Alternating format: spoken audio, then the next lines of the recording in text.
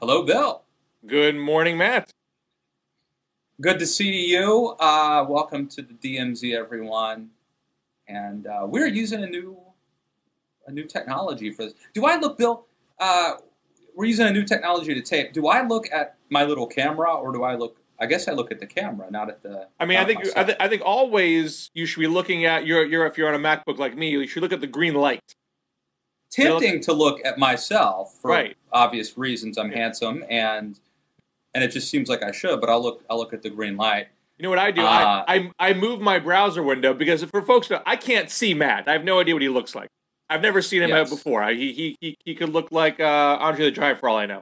But We pretend sometimes that we can see each other, yeah, but no. you see yourself when you do these things, Yeah. and if you don't have your window in the middle of your computer, you're going to look like you're looking to the side all the time. So if you're ever watching blogging ads and it looks like someone's like looking at a random place, they're probably looking at themselves and their image is not centered on the screen. All right, I have myself centered now, so I may be looking down, but I won't be looking to the side. That, that, Uh, that and that's acceptable.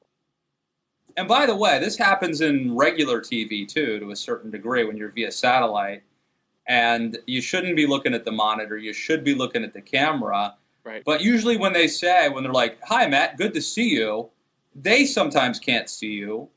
They're not, so it's a big phony act. Right. I'm blowing the whistle on this, Bill. It's a There, sham. there was a time. I mean, I've done a number of TV hits where I'm not in studio. When if I'm either in a different town. In that case, you're sitting in a chair and you're looking at a camera and you don't see a monitor or anything. You just have an earpiece. Uh, I used to go to MSNBC when they were in a different studio in New Jersey, and you'd be in the same building as the hosts, but they'd still stick you in a closet away from them, and so you're still just looking at a camera. You can't see anybody, and It is uh, so much better. It is so much better when you are physically with the host. Like I can't. It's like the difference. I don't even know what to compare it to, but when you're physically with the host and the other panelists, moderators, I mean, you typically you look better too for whatever reason on set. You look better, and you can sort of read people's facial expressions. You know when to zig and zag, cut in, cut out. It's just so much better. And yet we are seasoned broadcast professionals here, Bill, and we do this week in and week out, and it works pretty well. that's why we're paid nothing to do this. The big bucks, yeah. But speaking of big bucks, there's some big news in the Lewis household. Yes, I do have a official disclosure to announce. My wife has accepted a role as a consultant for Rick Pack, which is the leadership pack associated with Rick Perry. So I wanted to make that public and just put it out there. I've already put it on my blog at the Daily Caller. But, I believe in transparency and full disclosure. I'm going to keep on calling them like I see them. And that's not a Texas thing, by the way. But this explains Um, everything. You've been the tank for Perry from the get go. I can't well, I've trust. actually I can't always, trust anything you say anymore. well, I kind of have always liked Rick Perry. I mean, and going back for years, I do like Perry, but there's a lot of good conservatives running. I like Marco Rubio. As we've discussed here on many occasions, and I like others too. So I'm going to When, keep. when It's you not going to say impact. that Rick Perry's oops is exactly what he needed to rocket himself to the top of the field, I'm not going to know if you're telling me to be straight or not. Well, look, that was a brilliant move. It's you want to be misunderestimated, and so It was all you about throw out 2016. these. Yeah, it's a long game. That's the way we do it. No, look, I say it because I think that it's vital for people to know where I'm coming from and put it all out there, transparency, so it's out there, and factor it in if you want, but it's not going to impact how I critique things here or anywhere else. Um, well, that Rick Perry is certainly in the mix, but he's still he hasn't he hasn't had his moment. He hasn't gone into the top tier yet. Scott Walker is in the middle of his moment. He has been treated as jostling with Jeb Bush for front of the pack status in the past month or so. But Walker's had his stumbles, and the most recent one is he made a big hire, at least in insider circles, picking up Liz Mair, who's very well liked in the Washington Republican community. And I think she lasted 12 hours before she got fired. Is that the deal? I don't know how many hours it was. It was I think it was definitely within 24 hours, and it was interesting to see the rollout.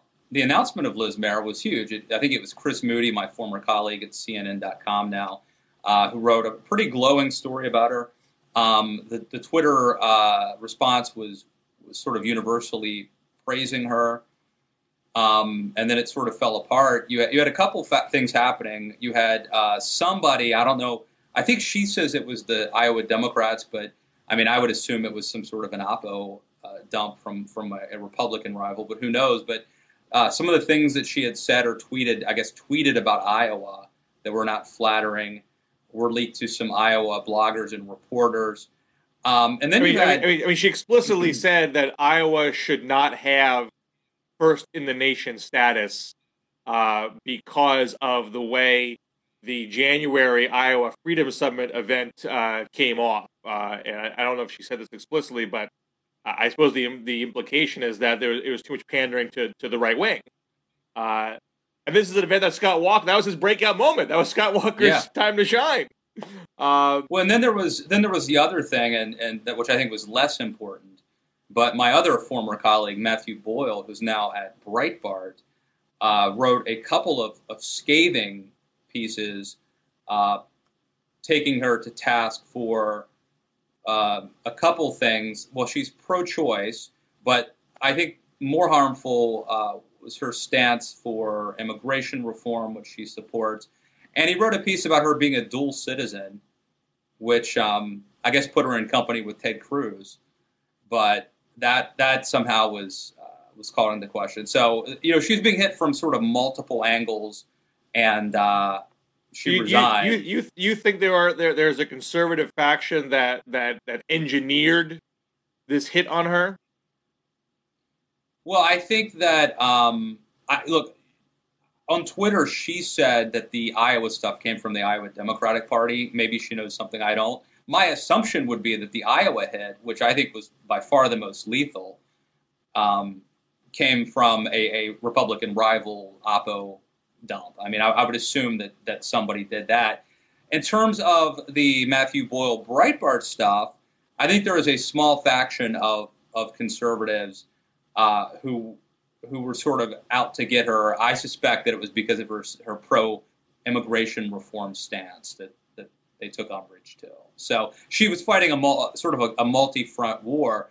But obviously, I think the big thing, and the thing that I just wrote about at the Daily Caller, is the phenomenon whereby essentially everybody now, it used to be that political consultants and strategists were, they put on their sort of, candidate hat, and they didn't really opine on what they thought. And now there's the rise of the celebrity consultant, and there's the rise of social media.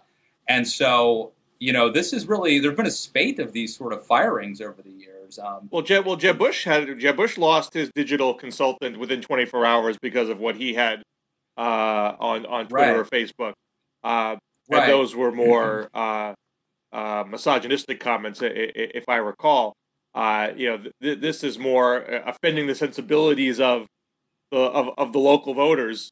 But it wasn't. I think if she was sort of making a silly crack like those dumb Iowans with corn in their teeth or something silly like that, you might say, we're really being overly sensitive here. But she was making a political point that these voters in Iowa should not be dictating who becomes the nominee, and it's a state where your now boss very much needs to win. So, as a general matter, I think it's probably a bad idea to be, vetting staff hires based on what they write on social media, because you're not electing staff, you're electing the candidate. and the staff works for you and subscribes to your ideas, trying to help your agenda be put into place. And there's no team of staffers out there that is squeaky clean as far as what random things they have said in idle conversation, and a lot of social media is essentially that writ large.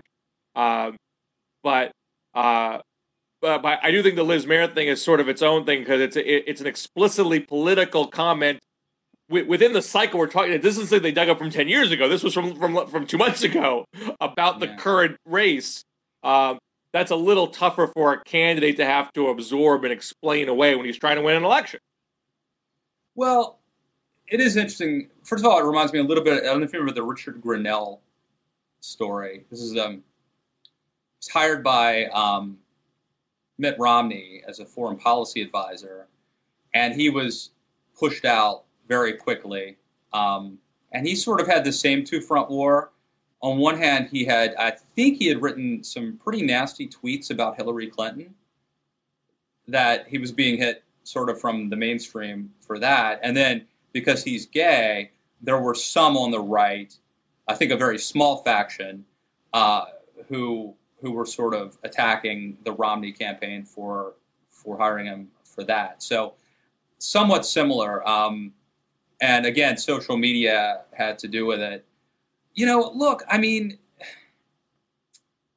on one hand, it would be great to live in a world where, if you're hired to do a job, you're hired to do the job, and it doesn't matter what you've said in the past or whatever. On the other hand, as I wrote at the Daily Caller,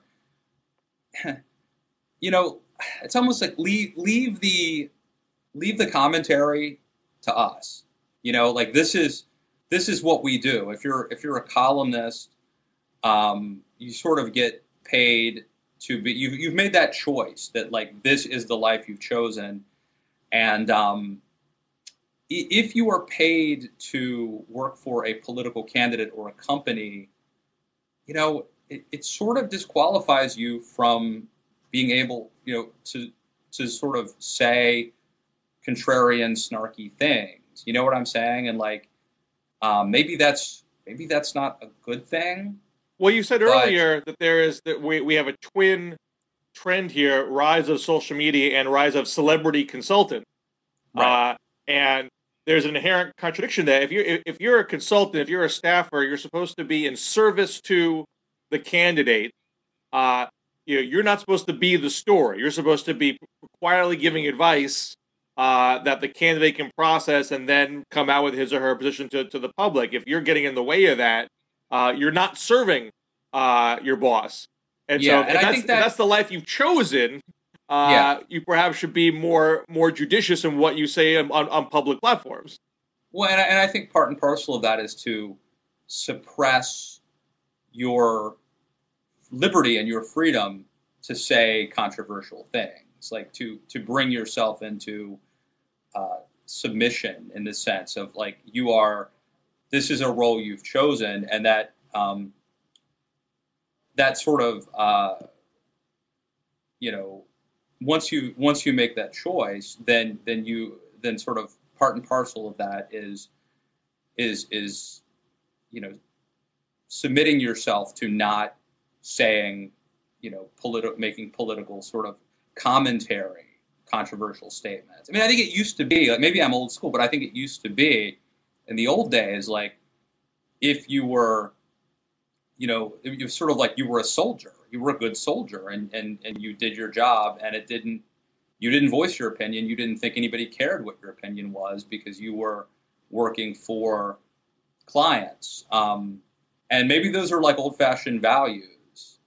And I certainly don't subscribe to they're not, because she's fired. Myself. So they're current values that are being adhered to. But I think part of the problem is the selective enforcement, Bill. I mean, I think that it's not. It's that a lot of people get away with this stuff, and then it's selectively enforced, and we crucify. Every once in a while, we sacrifice somebody to the gods, Well, I mean, but it's only a warning shot that maybe we'll be in a place someday where everyone is so active on social media that everybody understands people say ill thought out, intemperate things at the flick of a click, and we're not going to punish everybody for it because then we'll all get fired and nobody will have jobs in politics. But I think I do want to. I think some sort of line should be drawn. In my personal opinion, I mean, look, if you say a bunch of dumb things when you're in college on Twitter, that should not ban you for life to get political work, especially if you're not in any kind of policymaking capability. If you're the digital consultant, you're not setting policy. Look, most people who are political operatives are jerks, and so that if you can't hire jerks on your team, you have a hard time finding staff. So that's sort of an unfair standard to hold people to, or else no one can put together campaigns. But a lot of them are jerks behind the scenes, not on television. And Liz, let me say, I wrote this, but I want to say it, publicly. I consider Liz a friend, and I think she is incredibly talented and good at what she does. I think she's probably one of the best new media outreach professionals in America. I think she's incredibly competent and good at what she does, but she also goes on TV and talks about politics. She also writes columns about her opinion, and she, tweets a lot of stuff. And so I wonder, if you're, and the reason I say this is because Scott Walker's taking heat now because Liz is a great person and she's very good at what she does. She has a lot of friends and a lot of national conservatives who are now criticizing Walker and sort of implying that it was, unchivalrous or weak-kneed of him to, presumably push her out. And I think that might be unfair to Walker as well. If you're trying to win Iowa, maybe the worst thing you can say about him is that he didn't know about the Iowa comments before this happened. Now, if you're a candidate who does not have winning Iowa as part of his or her strategy, let's say a Lindsey Graham, for example, he's probably not going to win Iowa. His shot to really kind of make his stand would be in New Hampshire, and of course South Carolina, where he is the senator of. Liz Mair being pro-immigration, Lindsey Graham's pro-immigration. Wouldn't it be a pretty deft move to scoop her up and say, I'm not going to let, silly political correctness, determine how I run my campaign here. And Lindsey Graham, in particular, is someone who's popping off politically incorrect comments left and right as he runs his campaign. He's trying to do the John McCain thing and, live off media attention and not off big money. Wouldn't that be a logical step for him to take? I think it would be smart. Yeah, absolutely. Because I think it would be, there'd be a lot of praise coming from people who like her and who think that this was a sign, that Walker stood up to the union. I'm hearing this, I'm seeing this. Walker stood up to the unions and stared them down, but he's kowtowing to the state of Iowa and letting them push him around. Well, this is not just about Liz Mair. This is also about ethanol, which arguably is a bigger deal as far as Walker's prospects are concerned.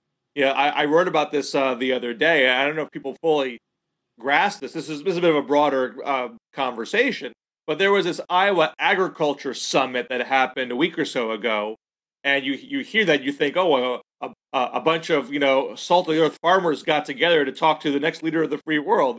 But that's not what the Iowa Agricultural Summit was. It was literally one donor, one ethanol multimillionaire, who puts on this event and demands all the candidates come to sit on a stage with him personally. So he personally grills and most of the candidates showed up to this.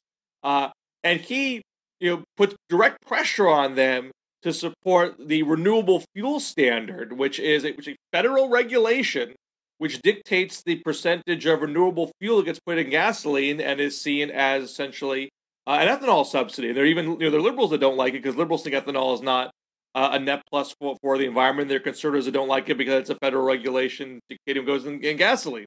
And a number of the candidates twisted themselves around to curry this donor's favor on a stage. Some of them already capitulated, like Rick Santorum and Mike Huckabee already went all in on ethanol when they ran for president before. Walker, who in the past was opposed to the standard outright, now says, yeah, we should phase it out someday, but we shouldn't just, rip it out right now when all these other things are going on. I totally hear what you're saying, Bruce. Bruce being the donor at hand here. And so now you have folks like, I think, Philip Klein at the Washington Examiner saying, you said you're going to stand up to ISIS. You can't stand up to this one ethanol guy to stick with the position you held just a couple years ago.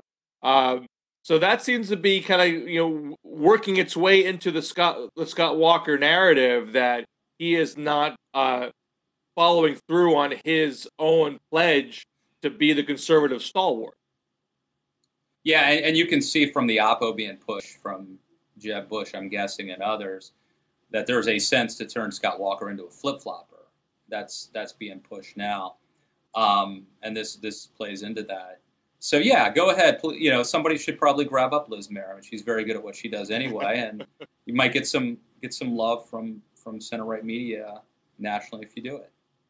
If I could shift gears, the other big political news of the day is the Israeli election, which Bibi Netanyahu appears to have pulled out. He still has to put the coalition together, so it's not, the Likud party got the most votes and the most seats. It will surely be what happens now is that the Israeli president, which is different than the prime minister, the Israeli president then says, okay, you get first crack at putting together a coalition together. You need 61 seats in the parliament or the Knesset to have a government, and Likud appears to have about 30 seats. So he can get the rest not only by picking up other right-wing parties and religious parties, but he also has to get the support of the two centrist parties, one of which is a new one that was formed by a former Likud minister who apparently really dislikes Netanyahu and broke with him on economic policies. He was proposing he's conservative on the foreign policy questions, but he was pushing for more liberal economic policy, more affordable housing, and such. So he has to mend fences with that guy if he's going to get a working coalition. There's still a chance that would not happen.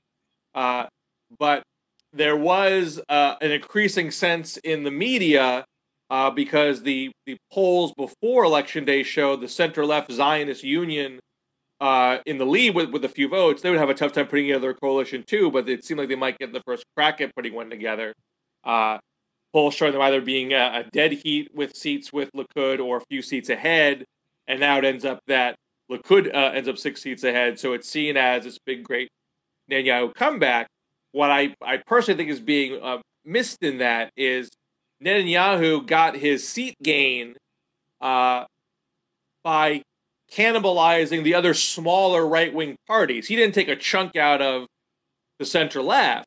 They pretty much got what they were projected to get in the preliminary polling, but Likud bolstered its standing by taking seats away from the other right-wing parties, and that is in line with how he ran the campaign. I mean, he went increasingly strident as the campaign went along, and in the very last days, he's literally campaigning on "It's us or them." It's a literal slogan that he said.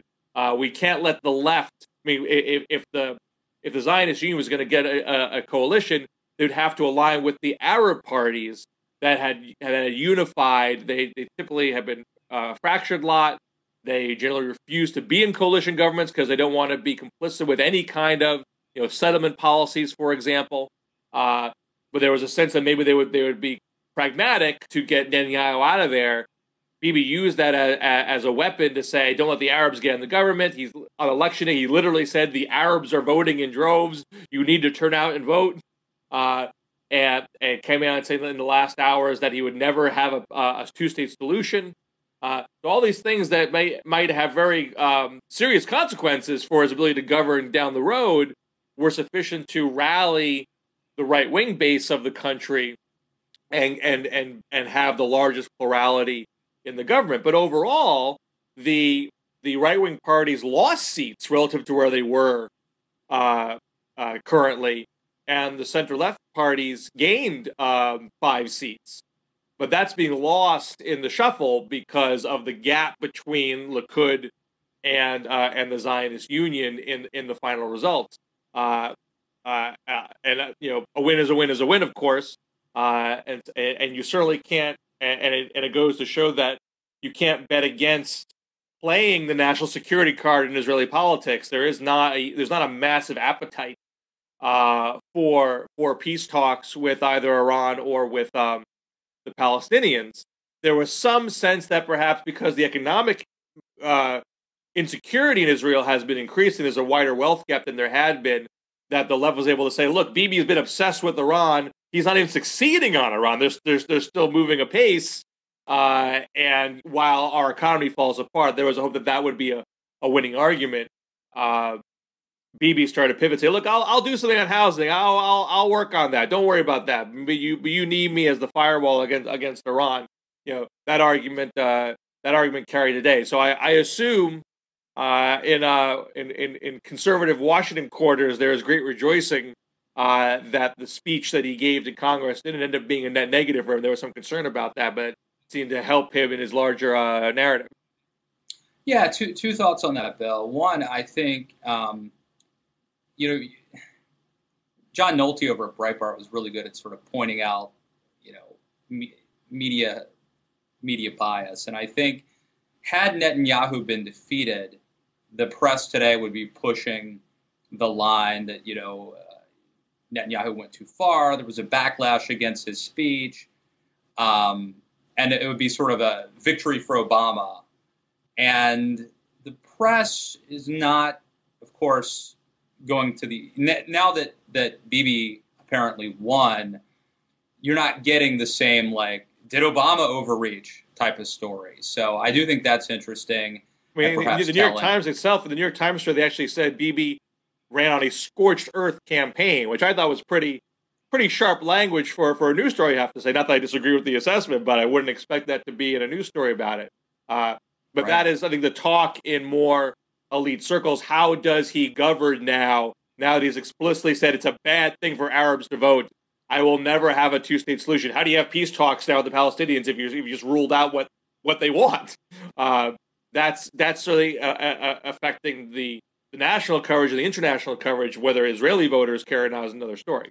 Yeah, but I think that's a sign of bias. I mean, I'm not saying that those questions shouldn't be asked or brought up at some point, but if that's your takeaway from his victory, I mean, had he lost, the stories would have been, I think the media would have been sort of gleeful, and but the fact that he won, shouldn't he get a day where it's like, Netanyahu,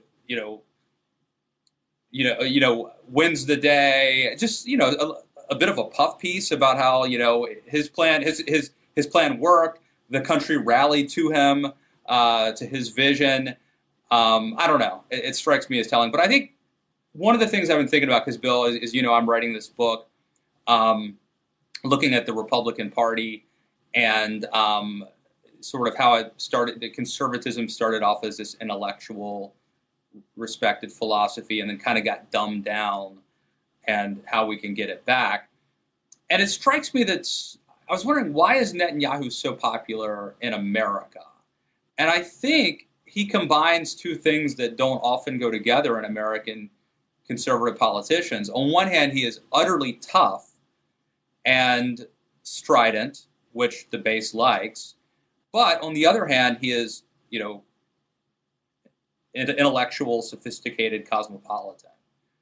And so often those things are almost mutually exclusive on the American right. Even when you have highly educated candidates, Republican candidates, they sort of have to act, they sort of have to pander, they sort of have to dumb down their message. And I think Netanyahu really combines those two things, of being incredibly tough, he doesn't back down, but also being, obviously portraying himself as a very intelligent and worldly man. What's your take on that? Well, I mean, I agree with that he doesn't, he's not a George W. Bush style politician. He comes to the well of the U.S. Congress and gives, an intellectually coherent speech. I don't agree with it, of course. I think there are parts of it that I would say are factually inaccurate. But it was a comprehensive argument It wasn't reading Green Eggs and Ham. It's a different feel than what some other Republican politicians do. Now, I did write the other day. I think we talked about it last week. I argued why Bibi's speech didn't work. I mean, I do think he has his fans in America, but I don't believe he has moved American public opinion against having a deal with Iran. You said a poll from CNN that just came out showing 68% supporting the talks. You had a couple other polls that come out laying out what a deal would look like, and also getting over 60% support. So I still think there's going to be a real difficult position for Republicans to be in, and particularly those Democrats flirting with Republicans are going to be in. Assuming a deal does get announced, you talk about media bias. The adulation that you're going to get in the press for striking this deal after months and months of painstaking talks. The Democratic base is going to be euphorious about it. How a Democrat is going to break from that and break with Obama to side with Republicans after what Tom Cotton did, after what the world reaction is going to be. And I don't think Netanyahu's speech affected that at all. And it also may be that winning in Israel is a help to Obama in this respect. I think part of the impetus for a deal with Iran is saying, look, if you don't do this, who knows what that crazy guy is going to do? I'm your last hope for preventing him from lobbing a missile your way. And maybe if he lost, that good cop bad cop dynamic would be missing. But beyond that, I don't think Bibi has been able to change American public opinion, let alone world public opinion on the question. Right. I'm just saying, and I don't want to belabor this, but if Bibi loses, then I think the headline is that his vision is utterly rejected, and that Obama, that this is a way forward for Obama. He can finally have a new coalition partner that he can actually get things done with and bring about peace in the Middle East. Yeah, I mean, but I think he greatly would have preferred Bibi to lose. I wouldn't overstretch my analysis. Right, but not only would he have preferred it, I think it would have been, the media would have portrayed it as this stunning reversal of fortune, and that, there's momentum now that Obama can, but okay, that's fine. So when Bibi Netanyahu wins, why isn't it then portrayed as a stunning, acceptance of Netanyahu's path forward, and that he is now given a boost in the arm to do what he has to do? The Israeli news seems to have overshadowed the fact that a member of Congress just resigned, which doesn't happen every day. This is Congressman Aaron Schock, who was 33 years old, got elected in his 20s. Was seen as perhaps the face of a new Republican Party, more upbeat, ebullient, not a hater. He has run campaigns before where he reached out to the black community in his area, and now that career seems to be snuffed out in just a few years. What's the conservative take on him? I mean, he wasn't seen as a conservative hero per se. No. But was certainly seen as someone that could, help the party modernize for future elections, I would think.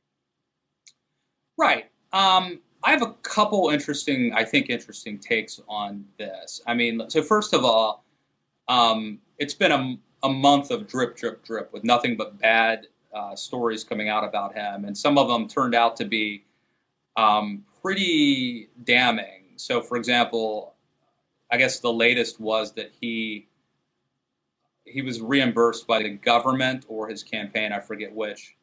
I think it was the taxpayers, but either way, he was reimbursed for, 100 and some thousand miles and he only had 80,000 miles on a car. So,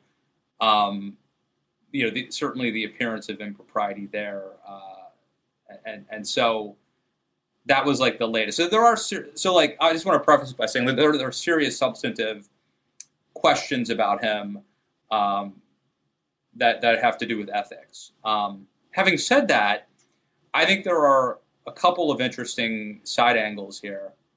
So one of them is the first story that came out about this was about a month ago when a Washington Post reporter went to his office and noticed that it had been decorated sort of in the style of Downton Abbey. And this, and one of his staffers was very pushy about this reporter not writing about it. And that only, I think, he was begging. It was like begging him not to write about it, and all the pleading got into the article, which is but it was also heavy-handed. It was a combination of pleading and pleading and threatening. It seemed to be like, it was kind of heavy-handed, and it made it into the story, and that started it all. So I think like the first lesson of this is like it's sometimes weird like what starts somebody's downfall. Like if that story doesn't come out, or if Schock and his staff handle that original story, which is pretty harmless, if they handle that differently, maybe none of the other stuff really comes out. Like I feel like reporters started digging into him, and maybe it's a coincidence, but I guess the first thing, Bill, is like, do you sort of agree that like that kind of got people digging into him? Oh, absolutely. If that story did not get aired, I don't know if any of this stuff. I mean, you could argue maybe that he was flying so close to the sun that something else might have, got reporters' attention eventually. But as far as what actually happened, I mean, that was the trigger. And if the story was Congressman Schock gives you a tour of his Downton Abbey themed office, that might have been a different story than, I mean, the PR person directly saying, for God's sakes, don't run the story, which basically gives you the feeling we are trying to hide something here. We don't want you to run it, and that just gets everyone's antenna up. And let me say what else happens, because this has happened to me a few times. It happened to me recently. I wrote a piece about a guy that another political operative that has a bad reputation in a certain state. And once you write that first piece, other people come out of the woodwork that hate this person and want to leak you more information about this person. So I wonder, the Washington Post writes this story about Schock. Wouldn't surprise me if they and other reporters start getting leaks about him. Like, hey, did you see the story about his office? Well, that's not the only thing to know about him. Sometimes press begets press, and bad press begets bad press. So that could be part of the story here. I mean, some of it might have come out anyway, but I do feel like it wouldn't have come out now had that initial story, which could have been pretty anodyne, not been so badly mishandled. And they look defensive and secretive. Well, this should be a lesson to all the young budding politicians out there. Don't be an idiot. Don't treat your elective office like it's a plaything. Chris Christie's got a bit of this too. He goes, I'm gonna live the high life. I want my kids to have these wonderful experiences. I'm gonna fly and see the King of Jordan. Blah blah blah. I mean, that's just you're just asking for trouble. If that's the way you want to live, go be a management consultant. Don't go into politics. There's plenty of ways to live the high life without going into politics. Yeah. The other thing that I think is interesting is I just heard this interview with Barney Frank. He was on Fresh Air with Terry Gross, and he was talking about his political career, and he said that like one of the reasons that nobody outed him early on was he didn't portray a lot of the stereotypes of gay men, and so like Barney Frank was very disheveled and smoked cigars and whatnot, and I think that there is a thing where it's good for politicians to be disheveled and not, to like look like a regular guy from the district. Right. And Aaron Schock, was in super good shape. He was on the cover of, I think, Men's Health magazine or something, right, without a shirt on. And he looked really good. He had like the six pack, and then he would put out pictures of him doing really awesome things, like doing tangoing in Buenos Aires and stuff, and put that on Instagram. And I think jealousy and envy is an underrated thing in the world and in politics. Like, if you're a good-looking young guy who's in super good shape, it's sort of like you don't want to be too good of a worker, right? Especially if you're working a summer job and you make the regular guys who have to work at that factory for the next 40 years, you make them look bad if you show up in the summer job and you're working the conveyor belt, too fast. And I think Schock, might have been better advised if he put on about 50 pounds and had worn some, polyester leisure suits once in a while instead like Jim Trafficant. If he was Jim Trafficant, he'd still be here today. Well, no, it's not a joke.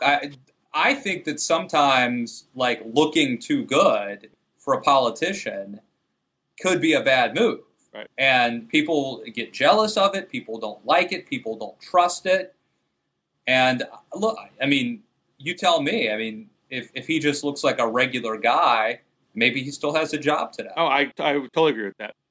I want to throw a topic at you that we did not discuss in advance before we have to go, and that is... So in other words, an ambush question is what we call this in the business. What do you say about the retirement of NFL's Chris Borland, who just said 24 years old, played for 1 year, had a head injury earlier and said, I'm worried about my health, I'm worried about concussions, this is not worth it, I'm getting out.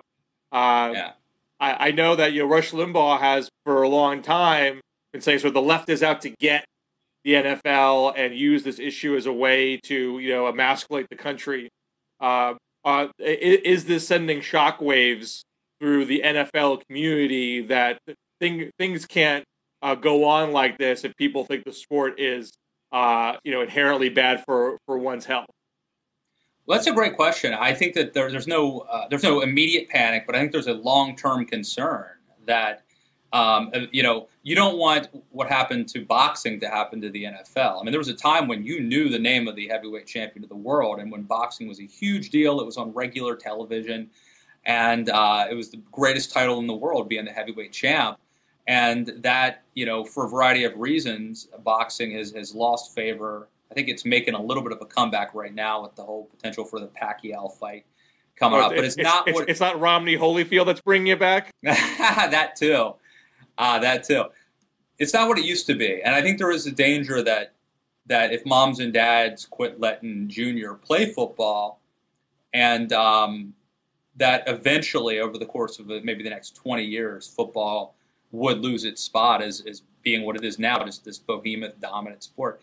I do want to say something though specifically about this player. First of all, I'm very hesitant to question, somebody's making a decision based on their own health. And I don't know all the factors about him, and it's certainly, his decision what to do. But in terms of a cost-benefit analysis, I do wonder about the risk-reward ratio, because here you have a guy who has probably played contact football for the last 15 years of his life, and going back to Pee Wee League, and probably for the last 8 to 10 years of his life in high school and in college, and playing at least 1 year in the NFL for the 49ers, has taken a lot of hits. And most of those hits he got paid nothing for, right? And so all the hits he took in high school, all the hits he took in college, he didn't make any money for. Why not play? I would be thinking, if it were me. Now, who knows how? I know the NFL is the collisions are like, speeding cars, head-on collision of a car. It's not like high school. It's accelerated dramatically.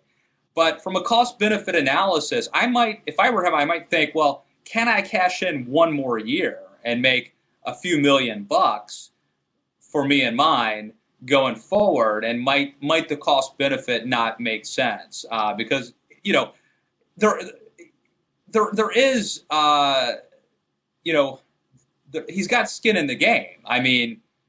He's got all these hits that have accumulated over the years that he didn't make money for. So that was my thought. Like, maybe squeeze another year in there. But again, it's hard to second guess a guy who's thinking of his long-term health. The issue is, how many concussions can one person take before the damage is permanent? And so if you're at a point where you're saying to yourself, I can't afford 1 more, because who knows what might happen to me. I don't know if you saw. So what were you going to say? No, I think you're right. It's hard to second guess that. There was a story that came out today. I mean, as you know, I'm not as much of a sports fan as I used to be. When I was a kid, I was a big sports fan, like a lot of kids. And I liked Wesley Walker, the great New York Jets receiver, as any good New Yorker did. Class act. Story comes out yesterday in the New York Daily News. He doesn't have a dramatic ailment like a brain injury, but he just has constant pain all the time. The trouble lifting himself out of a chair, doesn't sleep except for a couple of naps during the day. There's some mental issues here. He said sometimes he winds up on the wrong highway or takes the wrong exit. And he says, I'm in pain every day. I can't even run. He's 60 years old now.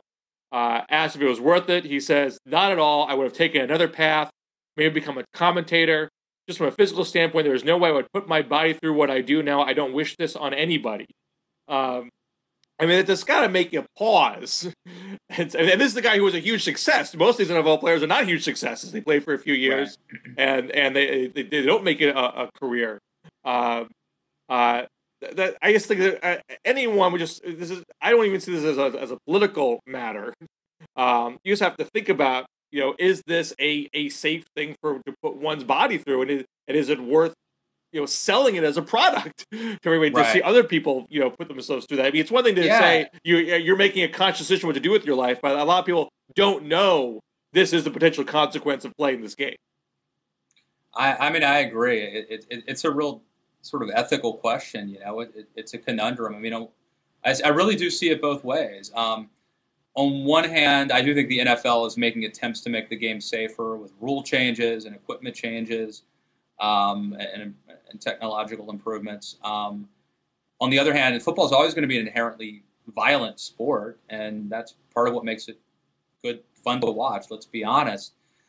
There's also the argument, if it's not football, then it's soccer or rugby, the concussions from soccer, or boxing, where you're literally trying to hurt somebody, as opposed to what you're ideally trying to do in football. I mean, there's no way to save boxing. Boxing is the whole point of boxing is to beat the crap out of the other guy. Right. But are there? And I do wonder though. I do wonder about as a dad, the decisions I would make for my children or myself, I probably would not want to play football myself. Today, given the choice. But I do also think about what societies sort of need to, there needs to be a place for men to do manly, violent things. And maybe that's as a release valve or whatever. And, is it good for a society if we sort of, slowly, legislate out those opportunities, whether it's for kind of a martial, Theodore Roosevelt, the vigorous life, right? He helped save football. He felt that football taught some virtues, and I think it does teach some virtues. But shouldn't there be a way either it's through both the equipment that you use and the rules that we have on contact, that, I mean, nothing in life is risk-free, but I think there should be a way to mitigate the risk. I mean, the point of football is to get a ball into the end zone. It's not to make someone a bloody mess like boxing is. That's just the physical contact is, a means to an end of getting the ball in the end zone. Yeah. The great plays of football are, the acrobatic catches and such. It's not necessarily, the hits. So I would think there's a way you could draw that. Not that you make it, flag football, but there's some line you should be able to draw, where you say, look, we know this is really, really bad, and we have rules in place say don't do the things that will, snap people's necks off or cause massive concussions and the like. Well, let me say first, Bill, my idea of a good time is being in my pajamas watching Andy Griffith reruns. So I'm not the most, I don't like go hunting, and so, take that for what it is. But don't you think that, like, as a society, we need people to do things like we need young men who go and join the military and kill people and are sort of violent and rough. And don't you think this is like part of an effort to like create a more, I hate to say feminized, but a society that's like a kinder, gentler society? And might we not regret that at some point? Might we not need the kind of kids who grow up wanting to play violent sports? Well, to take the gendered terminology out of it, I do think there is a push to, try to perfect society. Let's try to take the rough edges out of life. Let's not have, let's have kids wear seatbelts. Let's have them not smoke cigarettes. Let's have them wear helmets when they ride their bicycles. Let's not have premature death and injury if we can avoid it. There is a point perhaps where you can take that too far because you can't eliminate all risk of society. Even someone who eats right and exercises can still have a sudden heart attack or get hit by a bus or whatever. But it's all about where do you draw lines. I think there's an argument to say, hey, we see there is a huge amount of premature death and injury and severe illness from a common attribute of this sport. Let's see if we can do something to take that attribute out of the sport without completely ruining what the sport is. I think there's a middle ground there that.